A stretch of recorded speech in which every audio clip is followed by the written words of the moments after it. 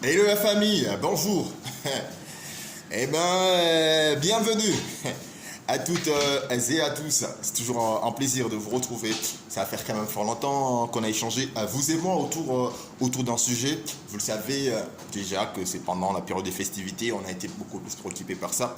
Mais on est là parce qu'on va analyser aujourd'hui une forte et grande actualité qui est tombée depuis le début de cette semaine.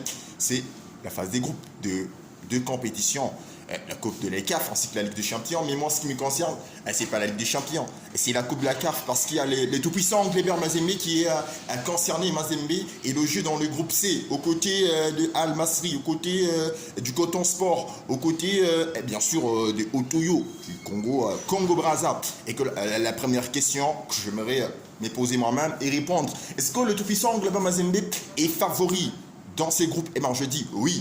Les tout-puissants Anglebert Mazembe est même largement favori pour pouvoir quitter ces groupes, pour pouvoir survoler ces groupes. Eh bien, vous voulez vous poser la question pourquoi Mazembe est favori?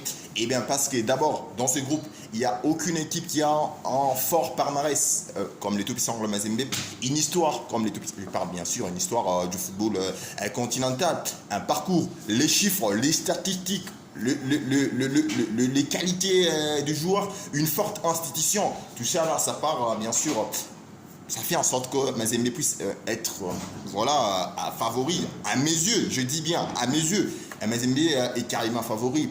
Et après, le problème, c'est que quand tu es favori dans un groupe, c'est que tout le monde tu regardes, tout le monde prend le temps de se renseigner sur toi, en fait, j'ai envie de dire. Parce que les autres équipes vont maintenant étudier quels sont les points forts, quels sont les points faibles, quels sont les joueurs importants, et comment est-ce que vous négociez vos phases de jeu, le balles arrêtées, votre manière de jouer, les schémas tactiques. Les équipes vont faire des études minutieuses. Et bien ça peut aussi être un désavantage pour cette formation du tout-puissant Anglebert Mazembe qui commence d'ailleurs petit à petit à monter de manière fulgurante. Parce que depuis le début de la saison, et l'image du Mazembe actuel, il y a quand même deux équipes, là on est d'accord. Puisque avec notamment le fait qu'on a intégré Trésor Poutou dans le groupe, Mazembe a quand même retrouvé cet état d'esprit des grandeurs. Moi je suis en train de le remarquer dans cette équipe des Franck Dumas. Mais je ne suis pas en train de minimiser les autres adversaires. Je pense ici à Coton Sport, qui est aussi un habitué des interclubs de la CAF. Et qu'aujourd'hui, le Cameroun veut revenir sur le toit de l'Afrique, sur le plan footballistique. On va se souvenir que Samuel Eto'o, je vous rappelle, il est président de la fédération. Je vous rappelle encore que la prochaine CAN va se jouer au Cameroun. Donc il y a un peu tout ça, ça fait une forme de pression sur cette équipe de Coton Sport qui doit représenter valablement le Cameroun, qui est un pays du foot. Parce que historiquement, le Cameroun, c'est une nation footballistique. Donc pas de question pour Coton Sport, ça va être un adversaire sérieux. Le deuxième, c'est Al Masry d'Égypte. Moi, je n'ai pas envie de vous présenter. Le championnat égyptien, c'est le championnat le plus sérieux, c'est le plus organisé d'Afrique, avec notamment des équipes comme Zamalek, Al Ahly, Pyramide. Aujourd'hui, c'est Al Masry qui est en train de monter. Donc, faites attention à cette équipe. Et que le petit poussé, on me dit aujourd'hui, c'est Otoyo du Congo Brazza. Je suis d'accord. Il faut faire attention surtout aux petits poussés. Pourquoi? Parce que les équipes comme ça, elles jouent sans aucune pression.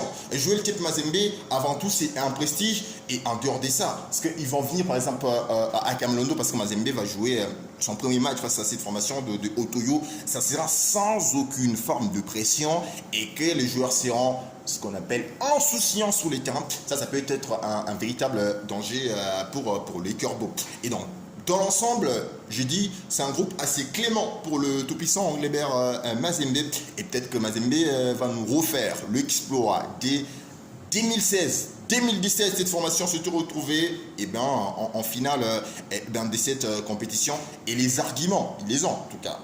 Personnellement, j'estime que le tout-puissant Mazembe a les arguments nécessaires pour pouvoir aller à la fin de cette compétition qui est la Coupe de la Confédération africaine des football. Et que ce que je voulais également vous dire,